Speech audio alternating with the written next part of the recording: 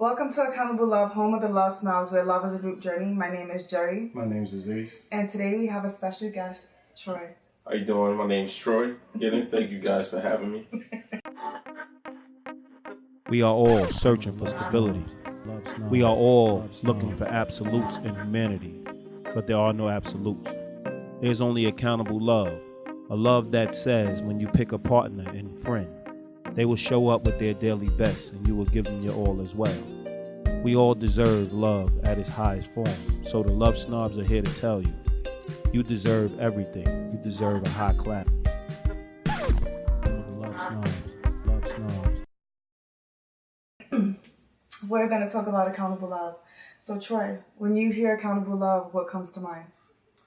First thing that comes to mind when I hear accountable love is sounds like to me is just holding up your responsibility when it comes to love and doing everything necessary that people hold you accountable to, as well as yourself, to anything that you love. Okay. So do you feel that the people that you are in relationships with, not necessarily romantic, but just in general, that they also believe in accountable love as well? It's hard to really talk about what other people believe in. I don't know if I've ever. I think they hold themselves to a standard, what love is to them, and I think that. Well, I think that they hold themselves to like a standard of what their definition of accountable love is, and I think that they are consistent with what they do in terms of who they are. But how does that connect with what you're... Do you believe in order to have a healthy relationship that everyone that is connected should be like-minded and same-hearted? No, absolutely not. Why not? I think that the like-mindedness of having that relationship is... I think you can have a healthy relationship with people who are along with you in that journey, or just kind of like... Yeah, have that relationship on that type of setting, but they don't have that kind of like-mindedness of what they feel like, how you would feel in a certain situation. So I'm okay with them having their own path and still being able to connect with me on my journey.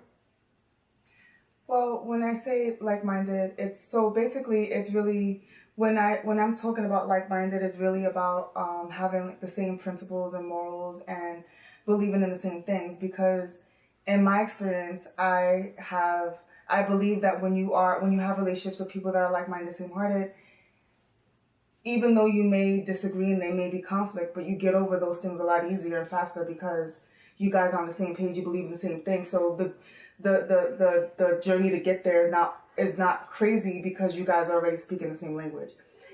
I experienced, situations where I've been friends or even had significant others that we weren't on the same page, and arguing was just like, we never resolved anything because we were never really on the same page to begin with. So yes, everyone's different.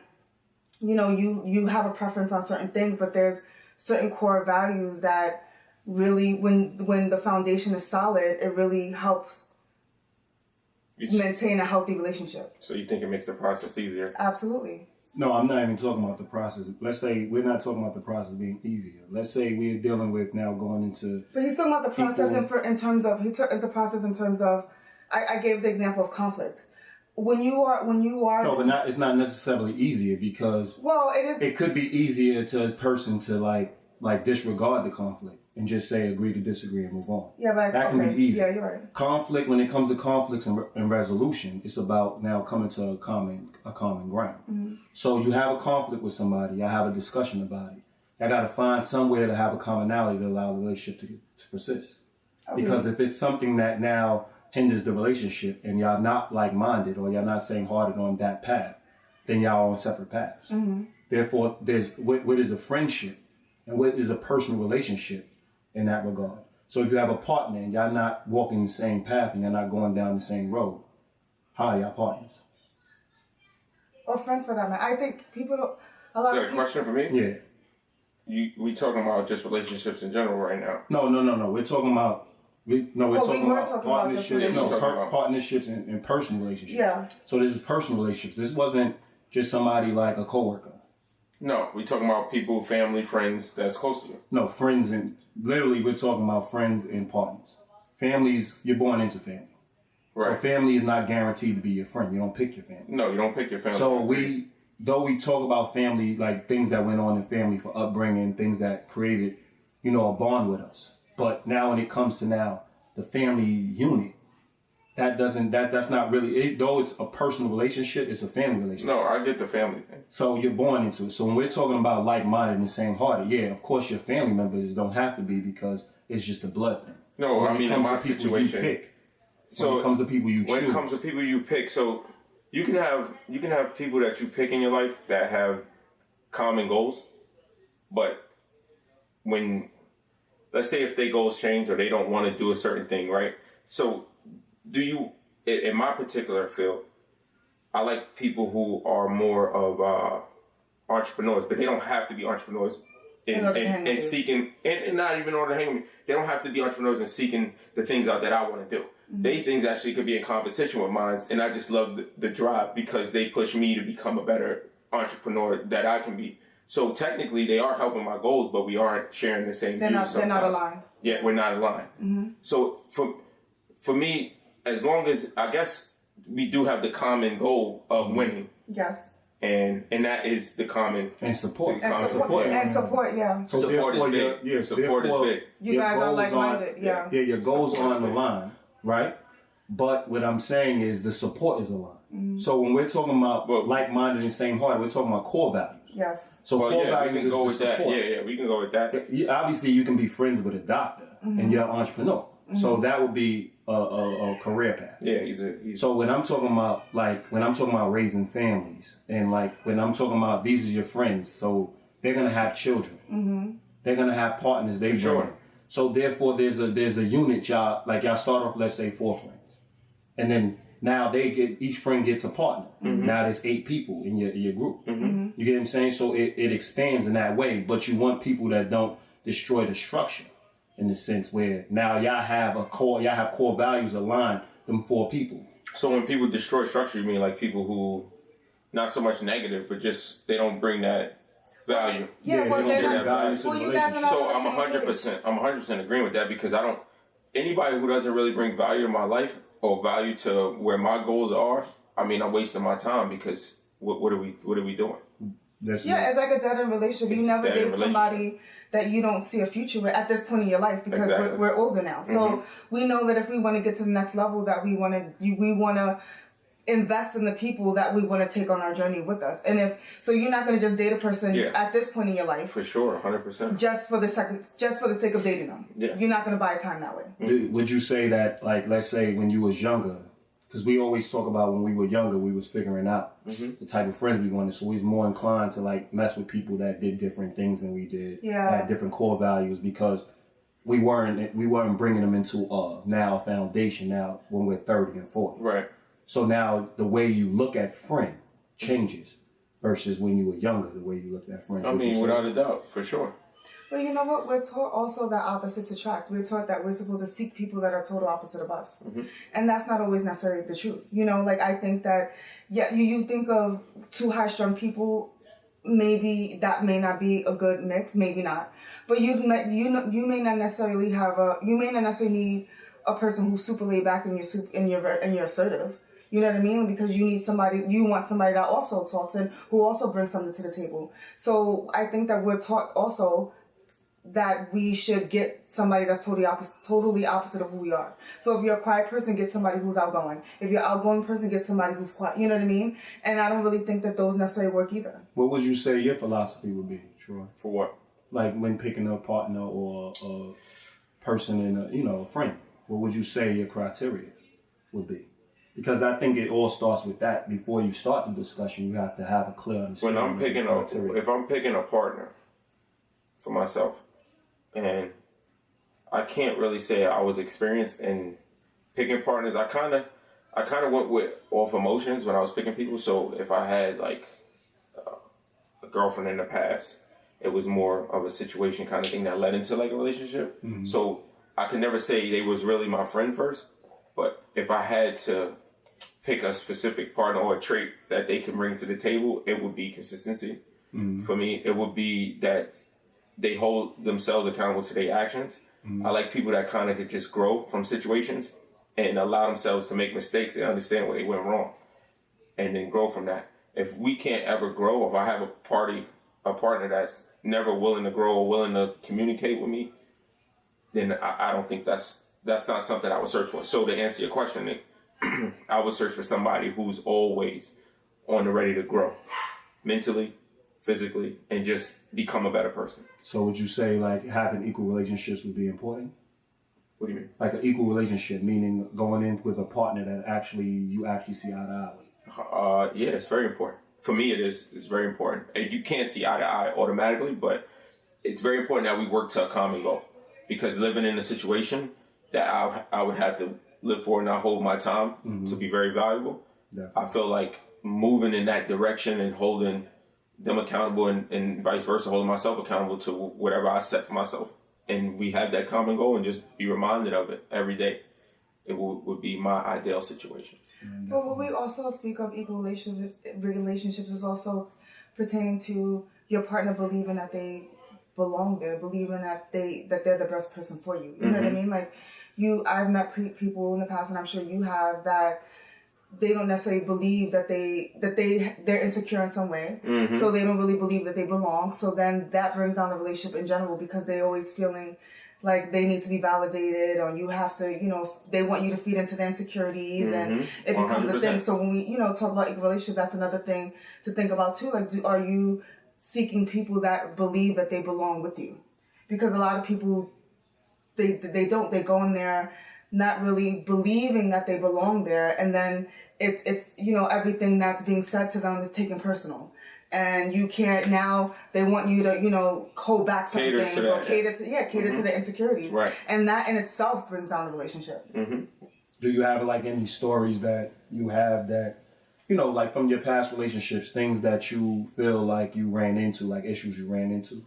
And I mean, like, just like maybe a brief synopsis of like maybe a past relationship. Yeah, I mean, I'm sure I have a million stories. Yeah, but I mean, like, just share one with the listeners so they, they get a clear understanding of, the journey, or like a little quick understanding of one of the things that you might have in for me personally, I ran into which was most of my relationships was me catering to, and I spoke about this with you earlier, Aziz, just about how me being raised by a single mom who I've seen men come in and out the house, not in those terms. What? Not in those terms. No, not in those. Let me clear it up. Not in those terms, but he doesn't find it so funny. It was just that. No, I find it funny. My lips is chapped, so I can't smile right now. But and I always put women on a pedestal, and not knowing that they had agendas.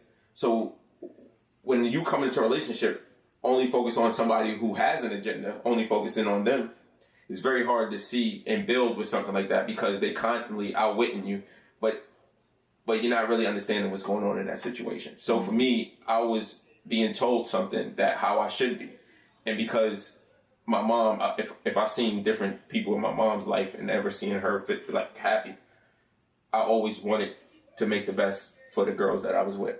So I always catered to, I overcompensated, just what we were talking about. I catered to everything they made happen, and I never complained, because I didn't really feel like that was not only not the man thing to do, but just because I kind of just kept a lot of things to myself, whereas for them, they complain, nitpick, Troy, you should do this, you should fix this, you should fix this. But I never gave them the opportunity, well, maybe you should do it, because to be honest, you're going to be yourself regardless. So that's kind of where was one of my experiences, and a lot of my experiences in my previous relationships. Definitely. I mean, that's tough. How would you say you improved or you worked? Verbal communication is very big. You also want to see I never really understood the mindset, and now I'm constantly asking my other half, what's the mindset? Where are we going? What's the goal?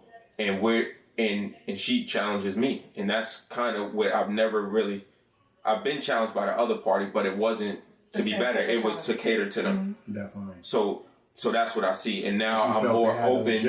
And now, and so it's agendas. And not everybody, most people come in with an idea of what they want. Definitely. You're just the second half. We don't know who you are yet until you come in, but you're going to feed them that agenda.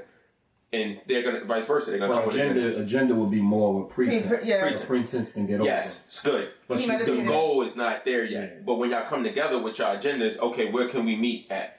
And I think and it's ongoing and it's constantly growing. And the girl I'm with now is not the girl I was with 4 years ago. You know what I'm saying? And that's why I respect and love, the girl that I'm with now, because we always constantly grew and we never stayed stagnant. And it wasn't like the traits that she had then was she understood that in order for us to succeed, we have to become better people, regardless of what it is. You're never set in stone in terms of the goals. Mm-hmm. And I don't think that your ways should block that. It should never get in the way of that goal and where you guys want to be at.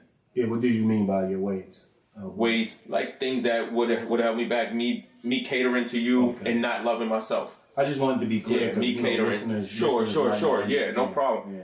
Catering to a person is something that it's a good thing to cater, but it's a bad thing when it comes to yourself. You don't want to enable either.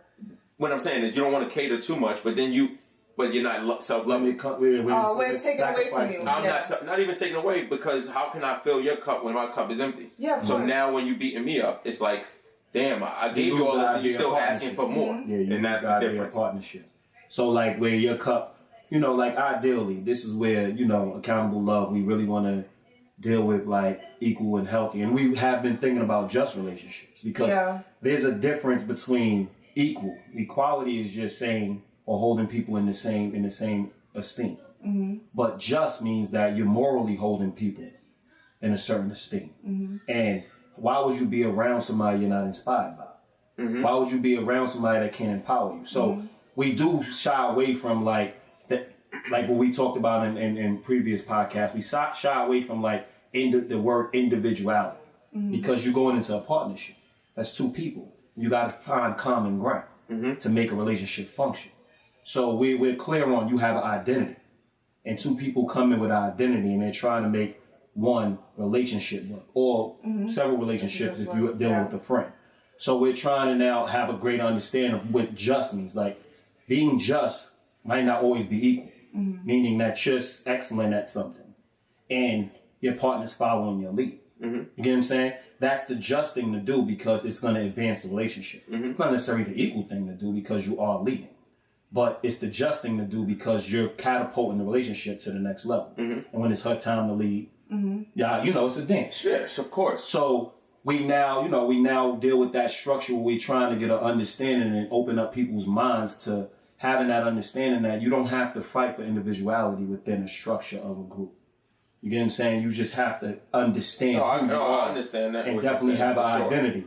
So what would you say, like, friendship-wise? What would you say as you matured and as you aged? What would you say, like, you want in friends? Because, we talk about partners, but what would you want in a friend? Because friends is multiple. Mm-hmm. Mm-hmm. So it gets a little trickier when it comes to, like, just one person versus multiple people. So for me, friends, my ideal friends is somebody who kind of, I want them to know what they want, and they not like just hitting me up for things that's just like they all over the place and inconsistent, because then that kind of takes away from where I'm at in my life.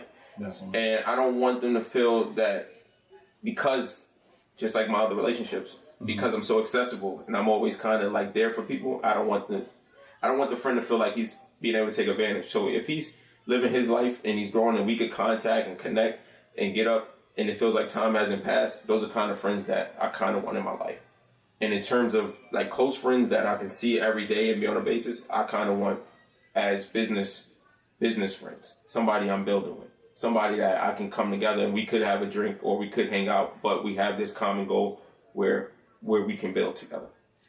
Would you say that when it comes to friendship, that it's less of a, not like, do you believe that it's like less of a responsibility as opposed to a partner, a romantic partner? Well, I would say yes and no. Yes, because the friends right now, I don't live with them, so I don't think I hold them as accountable as I would hold my partner, because end all be all, at the end of the day, the person I'm growing with in my life is my partner. Mm-hmm. So the no part would be because they are in my life, and my life is as important. Mm-hmm. So you would still want them to be loyal to, to you and vice versa. So the yes and no is kind of, I don't know if that's confusing. Yeah, I just that's what I'm saying. I just wanted to understand. So what you're saying is, you and your partner are more aligned because you guys actually live together, and you decide to have children, you decide like everything is truly aligned. Mm-hmm. Versus with your friends, they go home at night. Mm-hmm. They go home at night. They have their own alignment with their party, Definitely. But it is important because why would you waste your time still with this other person? It's still a connection. Yes.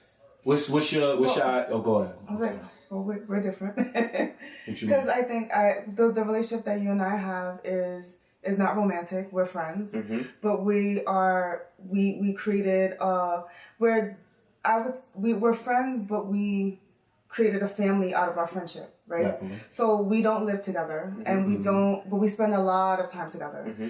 And we do everything together, like a family unit would do. Mm-hmm. So we believe that, like, I wouldn't hold, well, maybe, which is probably bad, but I probably will hold Aziz to a higher standard than my boyfriend because we have a different bond and connection, and he's been around the longest, you know what I mean? Mm-hmm. Where it should, I think that we should get to a place where I'm holding everyone to the same standard, right? Everyone has a piece of the pie. We're all one big family. Ideally, I would like to meet a man and he's hanging out on Saturday with me at Aziz in Jasmine's house. You know what I mean? Like, that's the ideal. But wouldn't you say when you have a man or a partner, and basically piggybacking off what Troy was saying, aren't they a little more invested? Because it's a romantic component. They are a little So they got to fulfill the friend component, yes. and they got to fulfill the romantic component.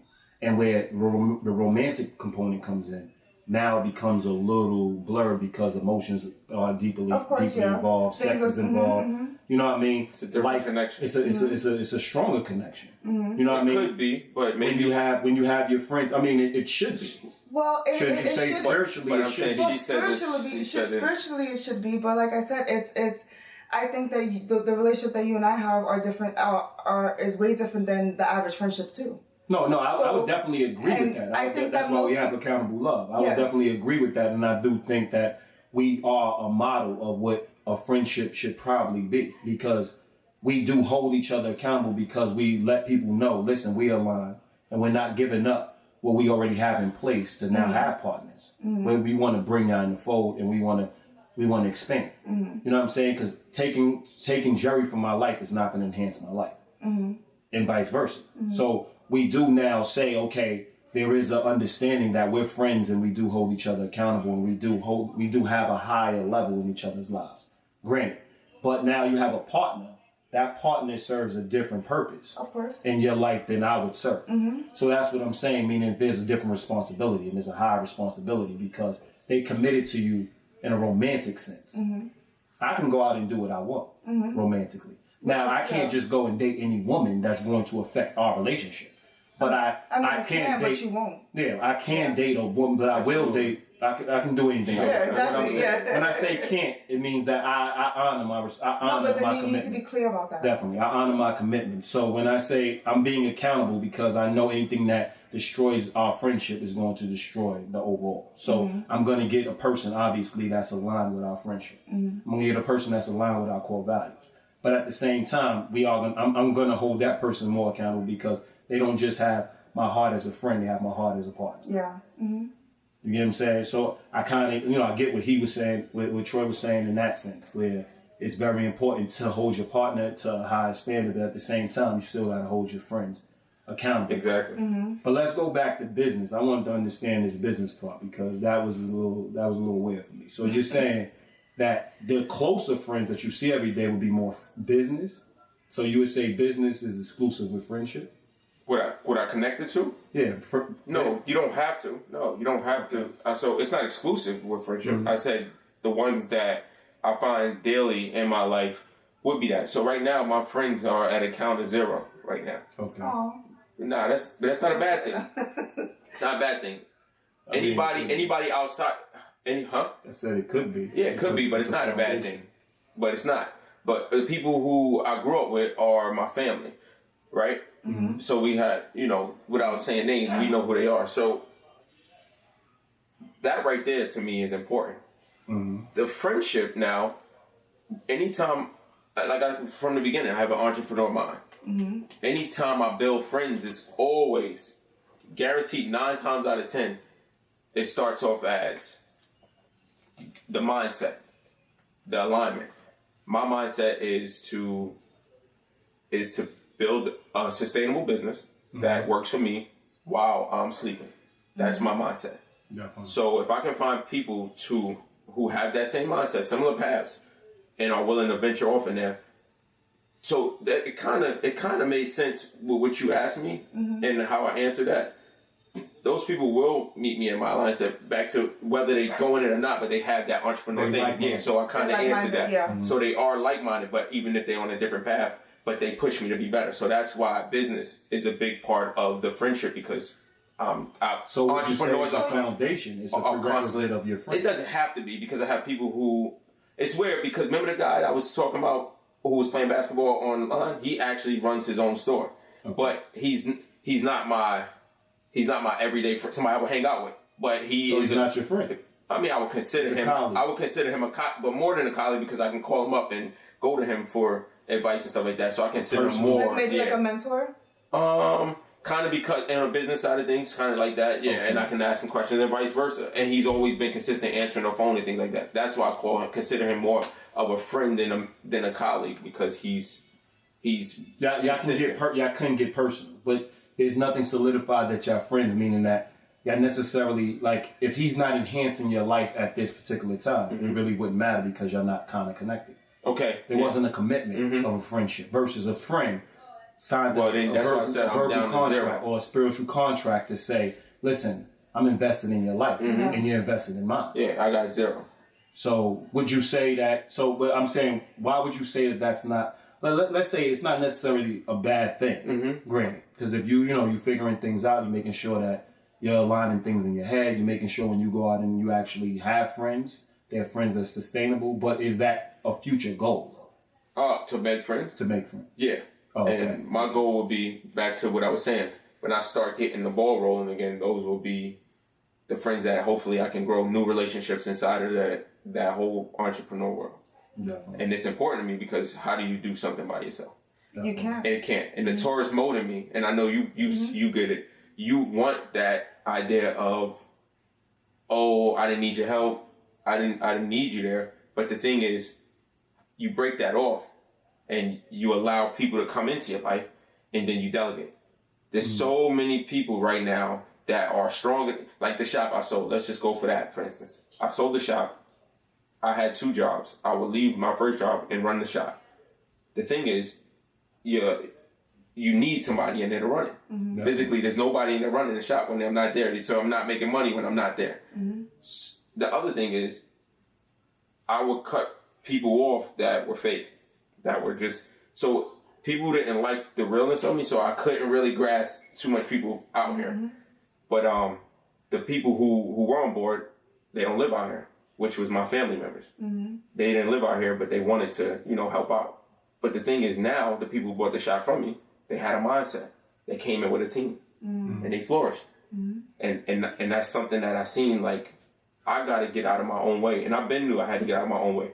But I just didn't know how to dull myself down and find real in the right people. Mm-hmm. So that's why I don't have friends right now. And that's why I'm not in the rush to get it until I can find. But wouldn't you call those people business partners, or wouldn't you call those people a part of your business or employees? Because it's still a relationship. What are you talking about? Okay, so, when you was talking about, like, relationships and dealing in the, like, having relationships with people in the store and building a team, but wouldn't you say that would be like employees or colleagues or partners? Like, would they partners or so would that really truly be your friend? Well, my goal would be to bring that same connection and build with that. Those are the people that I would want in my life. not saying all my business partners will be friends, but my friends most likely would probably be my business like how or my mentors and somebody guiding me. Okay. Yeah, because we are aligned. Yeah, because how can I empower myself if I'm having wasted friendships and it doesn't align with my goal? Going back to what you were saying about like you believing that you have to do everything on your own. Like I used to like it is a torture. Like I used to believe that too. Like and it's not. And it was a badge of honor to say that, hey, I did all this on my own. And right? how did you feel though? I mean, I got it done. I felt like Superwoman, but I was also burnt out. That's what I mean. How did you physically feel? It's I was burnt out until I realized like you have all these friends, right? And you're telling me that none of your friends could help you with your child, and none of your friends could do this, and 100%. I gotta call this person to help me move because the other people, like, it was insane. So you realize like you're around a whole bunch of people that you only had around for the good times, right? And I realized that just because I could do it by myself, I don't necessarily have to do it by myself. And now I don't wear that as a badge of honor anymore. So it's not like I have friends around and they help with the things I need help with. And it's not because I can't do it. It's because why should I have to if I have other people that can help me do it? So it's not like, and that's the great thing of having a solid group of friends because they're on this journey with you and they want to see you win and they want to support you, and that it comes with it. You know, like when I definitely agree with you. I definitely see friendship as it's a faith. Any relationship you have, you don't really know what they're doing outside of your eyes. Yeah. Outside of you have to believe, outside of your senses. You have to believe something outside of your senses. You know what I'm saying? So when you look at a friend, you have to believe they're in your best interest. And I think that's a problem with a lot of our debates. Not just ours, I'm just saying in general in relationships. We're back here. You get what I'm saying? Because we're not really dealing with the other person. We only dealing with who we are and our insecurities. And I mean, and I touched on what you were saying. You was like, I really can't say what other people are thinking or other people are doing, but you should be able to speak for your friends. You should be able to speak for your partner because y'all have so many intimate discussions. Like, if I say, what's your partner's faith? You should know your partner's faith. If I say, yo, would your partner do this, that, and the other? You should be able to say, no, my partner won't do this, that, and the other. Why? Because they have never done it. Doesn't mean they're not capable of it. No, 100%. And that's where a lot of people go by faith. Wrong. You go by faith and you go by what they've been consistent on, and that's it. But a lot of people don't factor that stuff in. So, like, in your case, let's say, hypothetically, you went out and you hung out with women for 5 years in a row. Never did anything. And now you're being accused of liking or wanting to be with another woman. You get what I'm saying? That's some hard accusation. That's never been your MO. How all of a sudden it's your MO just because you're capable of it? You get because obviously not capable of it, but that I don't know what you mean by capable. Like it could happen. We're humans. So obviously it could happen. You're capable of it because physically I can do it. Yeah. Other humans have fallen, prey. But you, on the other hand, haven't shown that. Because that's all we have is what the person shows us. And our word into action. So you literally and their track record. Like when you see, you're strong, you have a lot of ideas. You're, you have catered to women. But you do have a strong sense of who you are. Right. You know what I'm saying? So I think you struggle with the fact that there's certain things you do want to lead. But you have a problem with absolutes. You don't want to push people to do things they don't want to do. But you're charismatic. So in leadership, you're gonna have to sometimes show people. Yeah, you gotta be the enemy sometimes. Who they? Yeah, you gotta. And at the same time, you gotta sometimes show people who they truly are.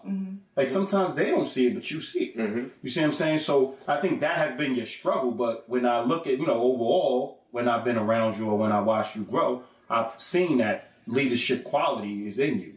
You just struggle with the fact that you don't really want to infringe your beliefs or infringe your views on other people. Would you say that that's accurate? Lately I've been just telling people where I stand at and getting their views on ideas of what they think about where they're going and things like that and what's their, main objective in life. Yeah. And I've seen that people aren't aware of the things that I had to bring to the table. People are like, yo, you crazy. Because I don't believe in God and stuff like that. And I'm thinking that a lot of people waste their time with it. So with certain things like that, and I give them my point of view on it, And they just like, wow, I never thought of it like that. Because I was just so grown up, taught what my parents taught me. Yeah. And it just kept passing down, and you don't even understand why you're doing it. Like, quick story, there's a lady who's married to her husband, right? She's cutting the ham, she's putting it in the oven to cook. She cuts the back end off of it. The husband asks her, why'd you cut the back end off of it? She says, oh, nah, my mom used to do it. She calls her mom, asks her mom, why'd you cut the back end off the ham? The mom says, because my mom used to do it. So when they wound up going to grandma's house, she asked the grandma, why you cut the back end of the ham off? She said, because it wouldn't fit inside the oven. So people have this conventional way of thinking, but they don't never know, they never question where it came from. So at the end of the day, you sitting around with a bunch of people who only do what's conventional to them. They never question. They go through life. So my thing to them is, open your mind. Why are you still doing the same thing that you're doing and on the path that you're on, but you're only doing it because people told you this is what it was. And wouldn't you say that okay, you told a story, wouldn't you say that's education? Yeah, that's because a lot of people are so worried about. No, 100%. See, you said to me, you asked me, do I educate? I mean, that I don't. You don't want to infringe, but I actually do, and people don't mess with me because of it like that, because they don't like the difficult reality of my reality. They don't like to, because the question is there. But is it your? So you're saying it's your reality? Is it educate? See, education is different than just yours. You've learned. It's giving them the tools. So it's giving them the same tools, because that's what we're doing. We're now taking on a path of love, which everybody believes is theirs.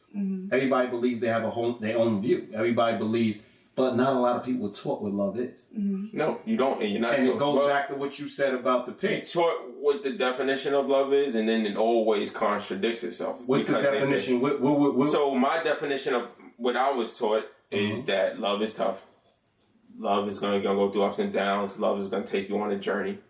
And at the end of the day, I watch failed relationships happen over and over and over and over again. Failed marriages. People get married and they're not in love. So when I see love, I see it as some people using it as a tool to control people. Then that's not love, though. And that's what I'm saying. And this is why you're misinformed. So people run around with But that's what I'm saying. You're saying that they run around like their upbringing. So they run around with their upbringing, but they don't, going back to what I was saying. They never question. They never have an understanding of what love is.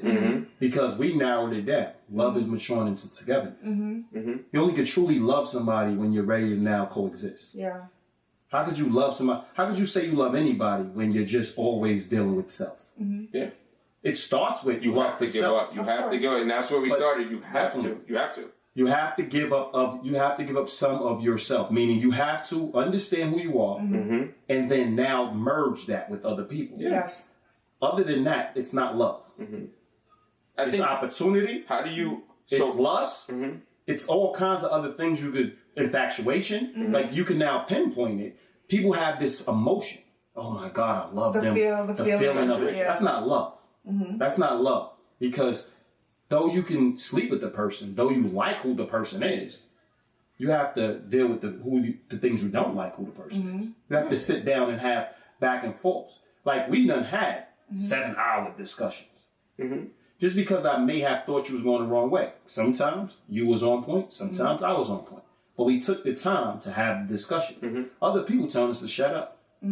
We was showing love. Other people, they just dealt with, we didn't understand where each other was coming from, so we was finding common ground. Yes. They're just, I don't want to hear it, so I'm going to mute them. That's when you say control. But they're thinking we're being insensitive. But really, we're the model of what it takes to find common ground.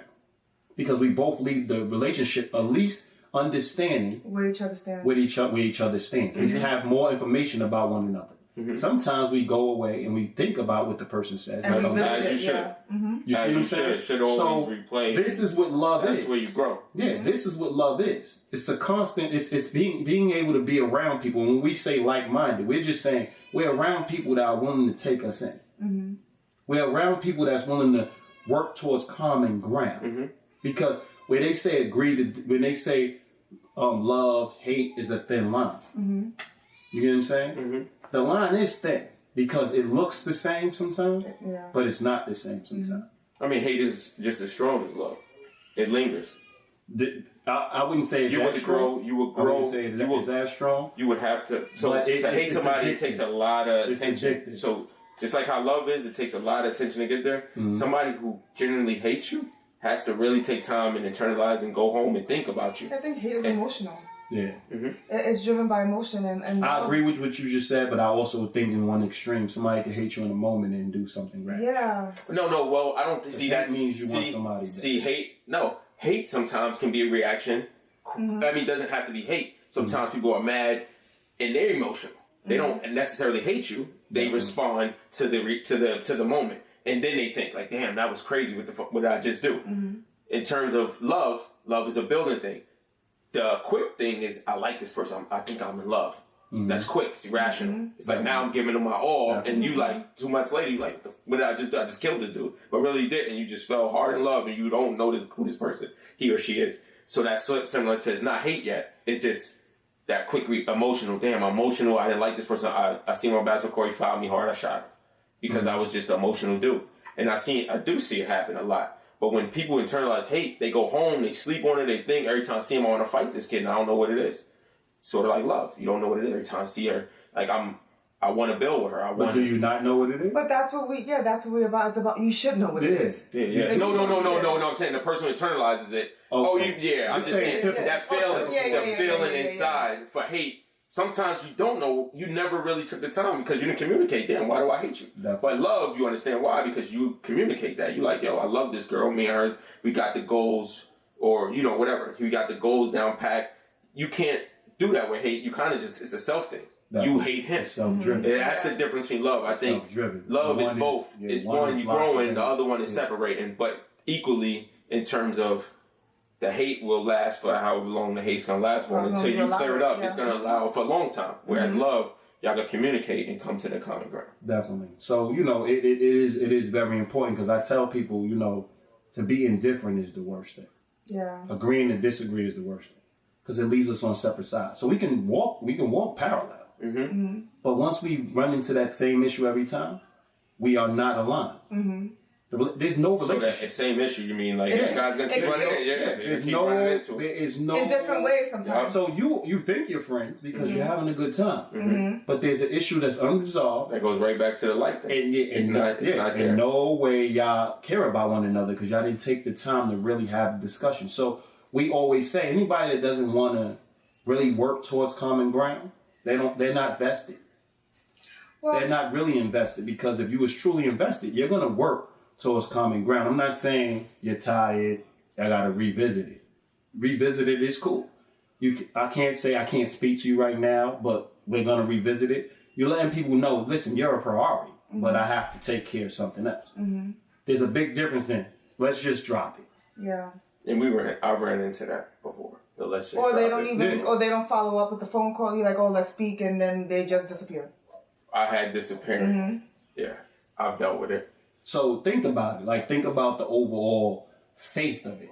Mm-hmm. Because that's what we say. Love is a faith. Love is a faith. You have to believe in your fellow man. You have to believe in the person that you committed your hearts to. Mm-hmm. Or the people you committed your hearts to. You don't believe in them. How could you say you love them? Mm-hmm. How could you say you love them and you're unsure whether they'll harm you? Yeah. Very true. Mm-hmm. You have to have you have to have faith in anything outside of you. Definitely. You have to. I just think love or anything for that matter, but on the topic of love, faith should be number one. Because you only know what you know, like you said. You only know what you see and you only know how y'all grow. So you could put the resume on the table and be like, all right, this is everything we did.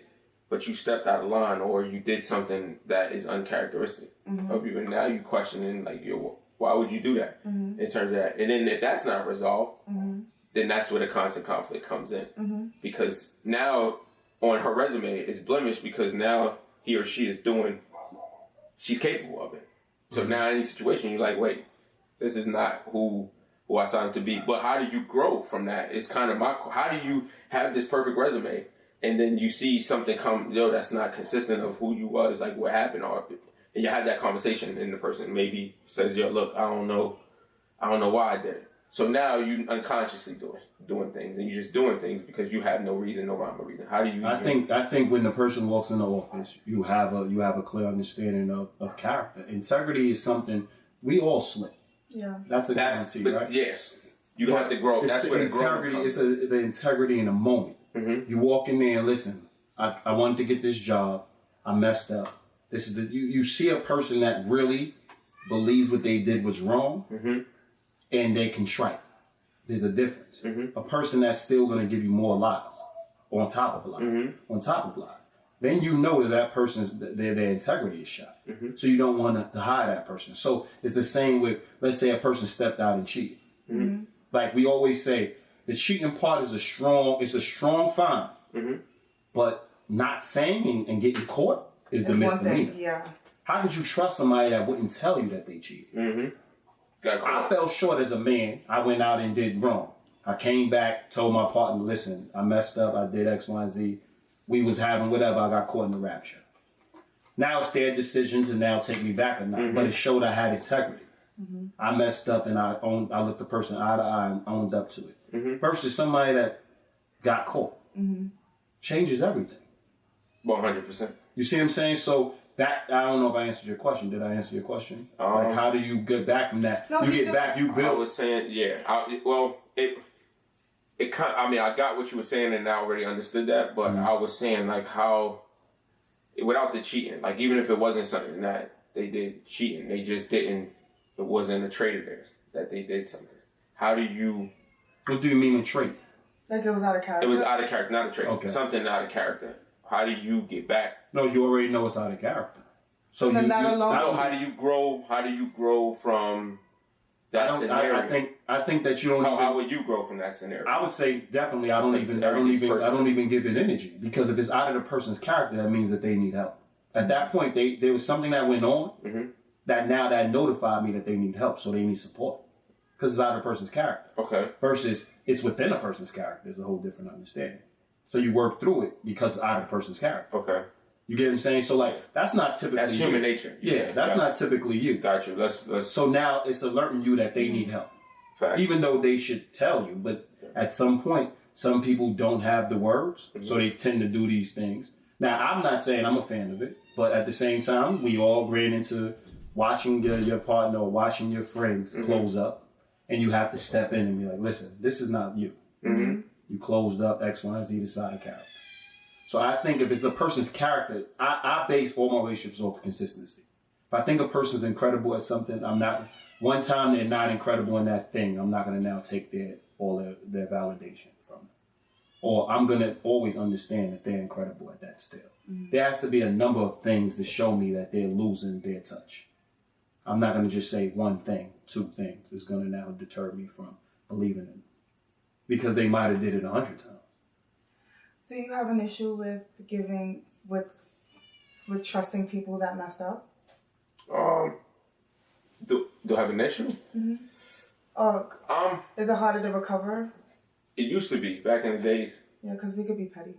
Yeah, it used to be back in the days, but for me now, it's like if somebody messes up right now in my life, friends, relationships, I think I'm more understanding, because you really can't go through life acting like I've never messed up, or I may not ever mess up. Mm-hmm. So I would want people to treat me with that same regard. Mm-hmm.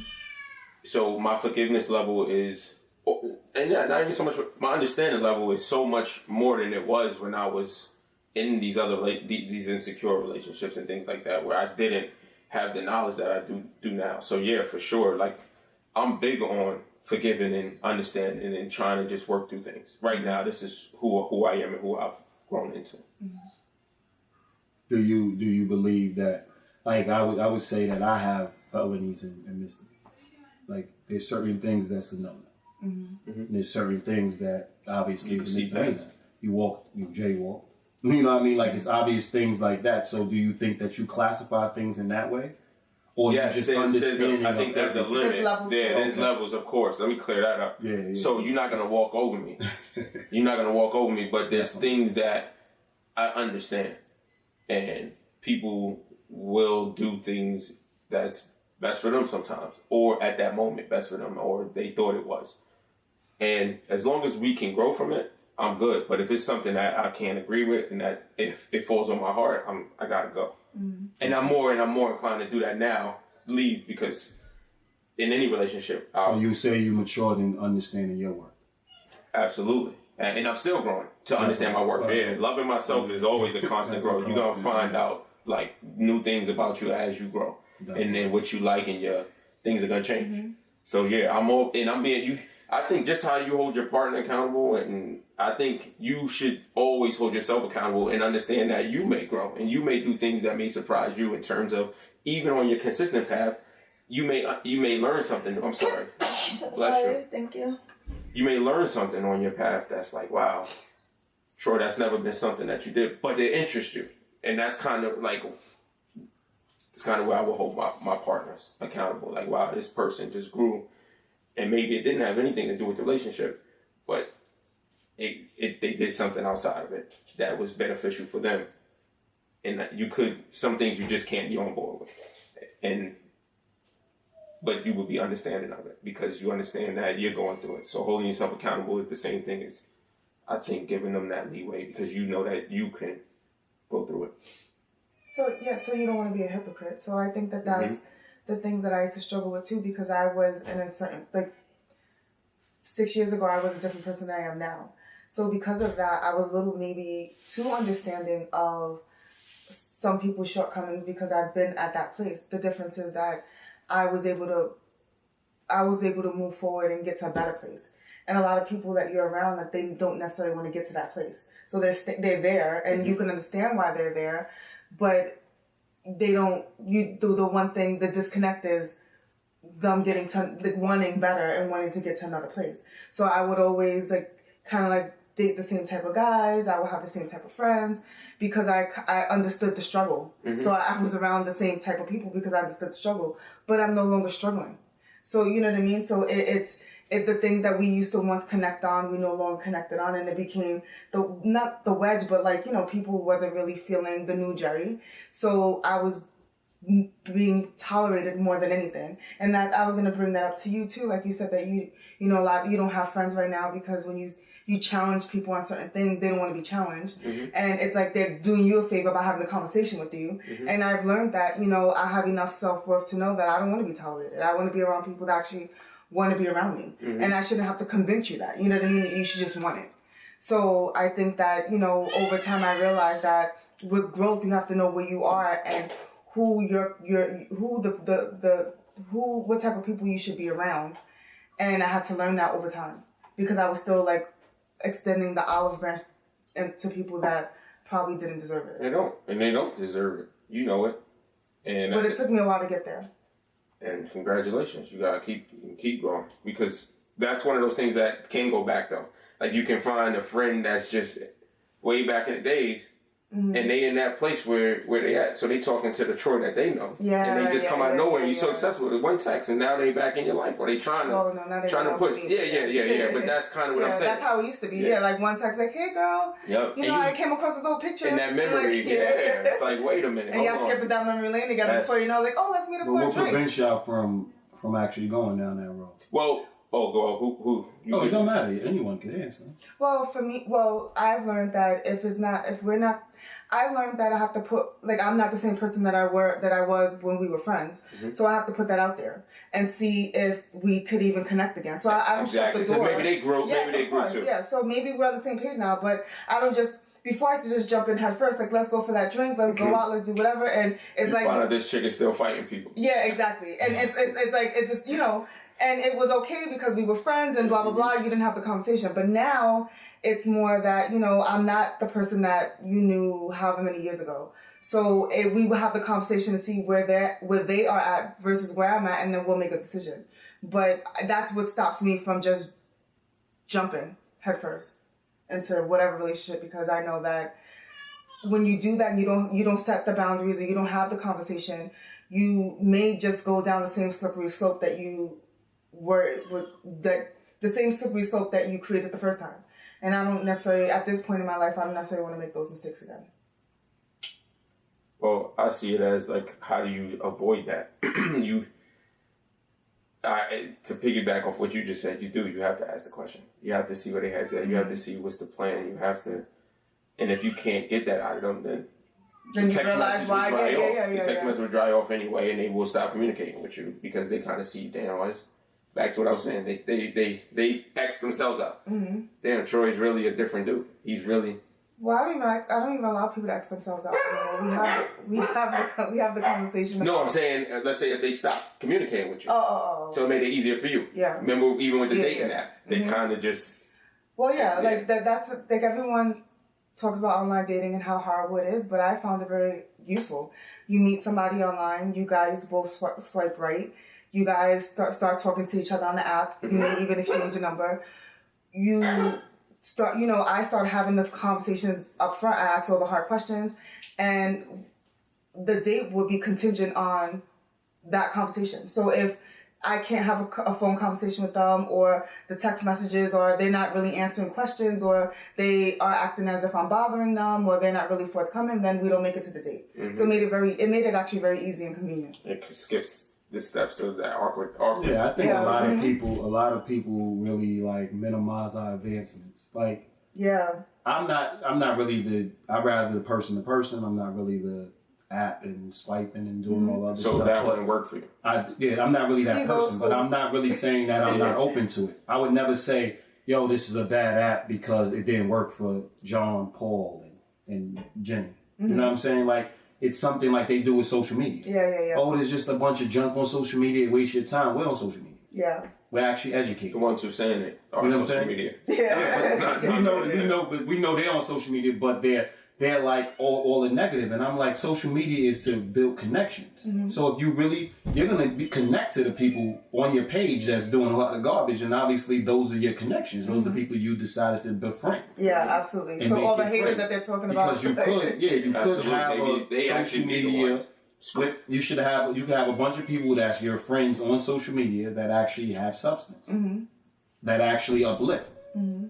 Because now that's all you see now. It's a bunch of uplifting. Yeah, absolutely. Half the time it could be from people that you're like, yo, you're not even that dude. Yeah. Like, you're horrible. Mm-hmm. But you like giving words of wisdom every day. And then sometimes there's people that are in negative places and they're not that negative type person. Yeah. You know what I'm saying? They're just going through a phase. So you get to watch certain things, and there's a lot of voyeurs now. Mm-hmm. They do a lot of watching and don't really connect.